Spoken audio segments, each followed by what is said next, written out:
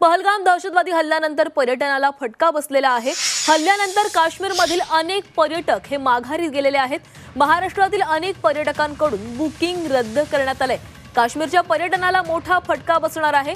कालच जम्मू काश्मीरमधील पहलगाममध्ये दहशतवादी हल्ला करण्यात आलेला होता आणि या हल्ल्यामध्ये 26 जणांचा मृत्यू झालेला होता आणि या हल्ल्यानंतर आता काश्मीरमधील पर्यटनाला फटका बसलेला आहे। अनेक पर्यटकांकडून बुकिंग रद्द करण्यात आलेले आहेत। त्यासोबतच जे पर्यटक आधीच काश्मीरमध्ये गेलेले आहेत ते पर्यटक आता माघारी फिरू लागलेले आहेत।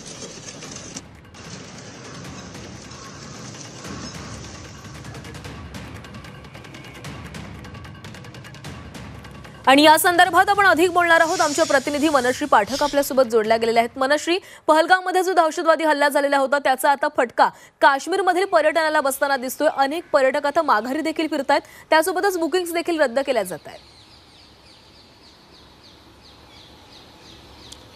पहलगाममध्ये झालेल्या या हल्ल्याचा फटका हा तात्पुरता नाहीये, तर याचे दुर्गामी परिणाम आता जम्मू काश्मीरला भोगावे लागणार आहेत आणि अर्थातच तिथल्या पर्यटनावर परिणाम होण्यासोबतच तिथल्या स्थानिकांच्या रोजगारावरती मोठी कुऱ्हाड कोसळण्याची शक्यता आहे। किंबहुना ती आता कोसळलेलीच आहे असं म्हणायलाही हरकत नाहीये, कारण पहलगाम, गुलमर्ग, सोनमर्ग या ठिकाणी पर्यटकांची संख्या मोठी असते। तिथे भेट देणाऱ्या पर्यटकांची संख्या मोठी असते।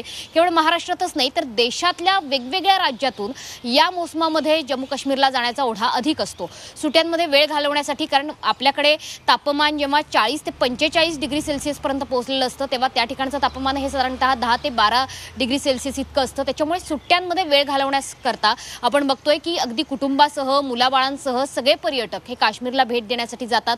तिथे गुलमर्ग असेल, सोनमर्ग असेल किंवा शिकारा सफर असेल, दल लेक असेल, या ठिकाणी पर्यटकांना त्या ठिकाणी आकर्षित केलं जातं। स्थानिकांना खूप चांगला रोजगार मिळतो। विशेषतः कलम 370 हटवल्यानंतर आपण जर काश्मीरमधली एकंदर स्थिती बघितली, पर्यटन आणि इतर रोजगाराच्या सोयीसुविधा आपण बघितल्या, रोजगारामध्ये झालेली वाढ बघितली, तर ती निश्चितपणे गेल्या काही दशकांमध्ये वाढलेली आहे, अचंबित करणारी आहे।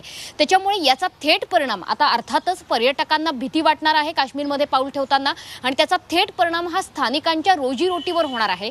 दहशतवाद्यांचा हा हल्ला जम्मू काश्मीरचं खच्चीकरण करणारा आहे, कारण त्यांचे आर्थिक स्रोत त्या ठिकाणचे आता बंद होतील अशी शक्यता आहे। जर आपण आकडेवारी बघितली की गेल्या जानेवारीपासूनचे किती पर्यटक हे काश्मीरमध्ये महाराष्ट्रातून भेट देत आहेत, तर जवळपास 5 लाखांपेक्षा जास्त जणांनी काश्मीरमध्ये भेट दिलेली आहे। इतकंच नाही तर जो हा मोसम आहे साधारणतः जानेवारीपासून, ज्यावेळेस आपल्याकडे अतिप्रचंड कडक ऊन असतं, या मोसमामध्ये तिथे भेट देणाऱ्या, देशभरातून भेट देणाऱ्या पर्यटकांची संख्या ही कोट्यावधींमध्ये असते। म्हणजे जवळपास 2 ते 3 कोटी आरामात पर्यटक हे वेगवेगळ्या ठिकाणी भेट देत असतात। त्याच्यामुळे त्या ठिकाणचा आनंद लुटणं, कारण चैत्रामध्ये त्या ठिकाणी बहर आलेला असतो, वेगवेगळी फुलझाडं बघायला मिळतात, त्याच्यामुळे पर्यटकांचा ओढा हा काश्मीरकडे अधिक असतो। इतकंच नाही तर गेल्या काही वर्षांमध्ये विशेषतः कलम 370 हटवल्यानंतर एक मोकळेपणा त्या वातावरणात आलेला होता। स्थानिकांशी जे कम्युनिकेशन होतं, स्थानिकांशी संवाद साधणं हे आता इतर राज्यातल्या लोकांना खूप सोयीचं झालेलं होतं। एक आपुलकीचं नातं जम्मू काश्मीर आणि देशातल्या इतर राज्यांमध्ये सुद्धा तयार झालेलं होतं। मात्र पहलगामच्या या हल्ल्यानंतर आता अर्थातच टुरिस्ट कंपन्यांवर सुद्धा ज्यांनी जम्मू काश्मीरच्या सहली ऑफर केलेल्या आहेत इथून पुढच्या काळामध्ये, त्या सहलींवरती सुद्धा कुऱ्हाड कोसळणार आहे। बुकिंग्स रद्द केले जातात। इतकंच नाही तर याचे एक्स्ट्रा चार्जेस देऊन आपण बुकिंग रद्द करायला तयार आहोत अशी सुद्धा पर्यटकांची मानसिकता आहे। आत्ता आपण काही पर्यटकांचे बाईट सुद्धा ऐकले की काही पर्यटक हे त्या ठिकाणी अडकून पडलेले आहेत।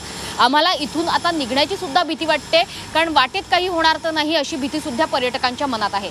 त्यामुळे एक निश्चितपणे हा विचार केला पाहिजे की आता जी घटना घडलेली आहे ती तर घडून गेलेली आहे, त्याच्यामुळे जे नुकसान झालंय ते तर होऊन गेलेलं आहे।